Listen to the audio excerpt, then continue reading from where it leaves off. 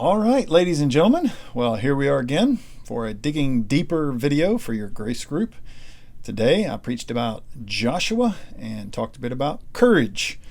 And I'm always relying on my good friend Russ here to help us dig a little deeper. So I've exhausted everything I know.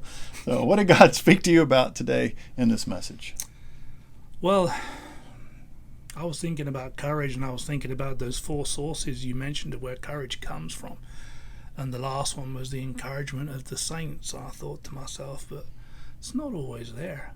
Yeah. Sometimes you feel like you're alone, or maybe you are alone. You know, everybody else around you, even the saints around you, are saying, you can't do that, that's crazy. Courage, is the ability to say, whatever happens, I'm going to do this. And I got thinking about, courage equals faith, faith equals courage, effectively. And what is the one thing that we must have in these endeavors if we're going to be successful? And obviously the Lord on our side is the one thing we need. But the one thing that we must have is zeal.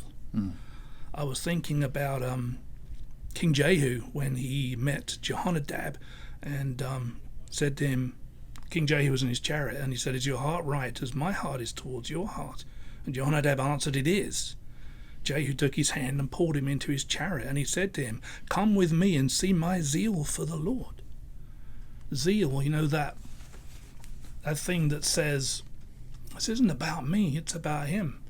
Think about David and Goliath. What drove David to go out against Goliath? Yeah, he had faith in his God. He had faith that the Lord could deliver him from the lion and the bear. But David's reaction was, how dare you insult the living God? Yeah. That's why he went up against him. It was zeal. We've got to have a zeal. If we're not, and what is zeal? Zeal is, I am doing this for the right reason. Yeah. And that right reason is you, Father. So, zeal, zeal, zeal. Yeah. So as a grace group, be honest with each other, be transparent. Admit those areas in your life where you're like, man, I need some encouragement. Somebody's gonna have to step up and give me a boost here. And then what can you do to be that saint that speaks encouraging words to others to build courage into their lives? Don't just always be reaching out for others to encourage you. Find a way to encourage someone else, and then take it to God and say, hey, I'm doing it for them. Now send somebody my way. And then that zeal. A word that came to my mind, Russ, as you were talking about zeal, is grit. The Christian life, it requires grit, which is maybe another angle on that the passion. It's kind of, I wish I'd put that in my point with passion. That kind of all went together. Zeal, passion, grit. Jesus cleansing the temple, he said, I'm zealous. That's what he actually said in the Old Testament, zealous for my Father's house. And the disciples, saw that in him.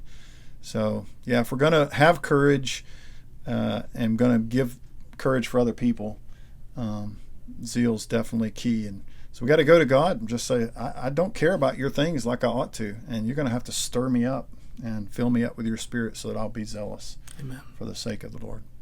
I think it's enough to keep you busy. Talk about those two things and just be honest with each other. Be transparent, and let's encourage each other and become courageous believers.